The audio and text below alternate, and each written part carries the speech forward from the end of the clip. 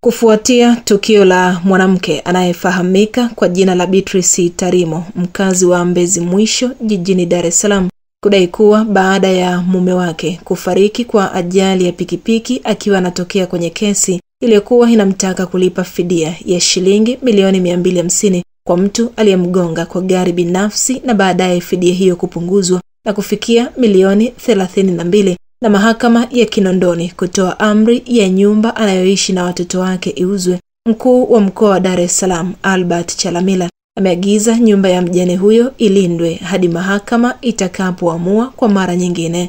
Chalamila ametoa kauli hiyo mara baada ya kupata taarifa juu ya ujio wa dalali wa mahakama aliyefika katika nyumba hiyo kwa lengo la kuanza kufanya mnada licha ya kuwepo kwa zuio la shughuli hiyo. Hii ni Gadi TV, jina langu ni Aisa Msuya. Kuna dalali amekwenda kwenye ile nyumba pale ambaye ametumwa kuja kuuza ile nyumba. Mkuu wa wilaya huko hapa, kwa niaba mkuu wa wilaya wa Ubungo, nipelekeni salamu kwamba ile nyumba imeshawekewa pingamizi ya kutokuuzwa. Akiendelea kuonekana pale atauzwa yeye. Na hili naomba mwambie mkuu wa wilaya Mheshimiwa Twange, kuanzia leo nyumba ile ikalindwe mpaka hapo mahakama itakapoamua vinginevyo. Akiendelea kuwa pale atauzwa yeye na nyumba itabaki. Kilichofanyika jambo lake lilikuwa mahakamani. Sasa ofisi ya mkuu wa mkoa kwa kushirikiana na Tanganyika Law Society TLS tumekwenda kufanya na kuweka pingamizi.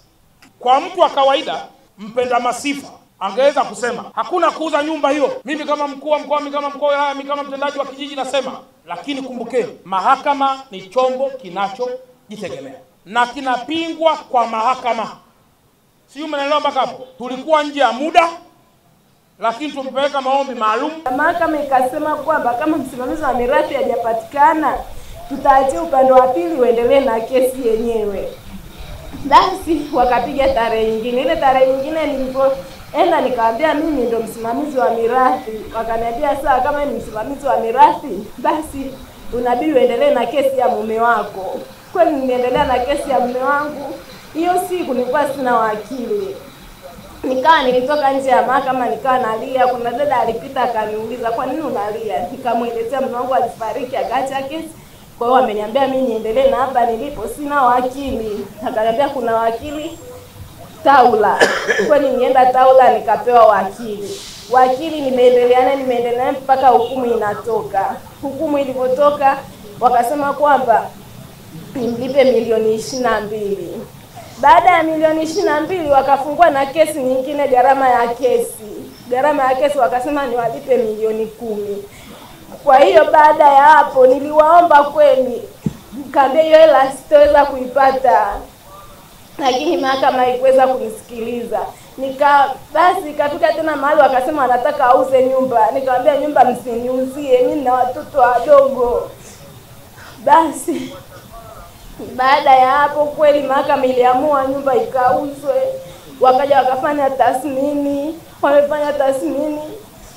Nikiwa nyumbani kuna kaka mmoja mahakamani alinipigia simu akaniambia mbona nimeona nyumba yako imetangazwa kwenye gazeti. Nikamwambia gazeti gani? Akaniambia la Habari Leo. Kwani nikaenda kununua gazeti la Habari Leo nikakuta kweli nyumba imetangazwa, ambao mnadi ilitakiwa ifanyike leo tarehe 13 mwezi wa 3.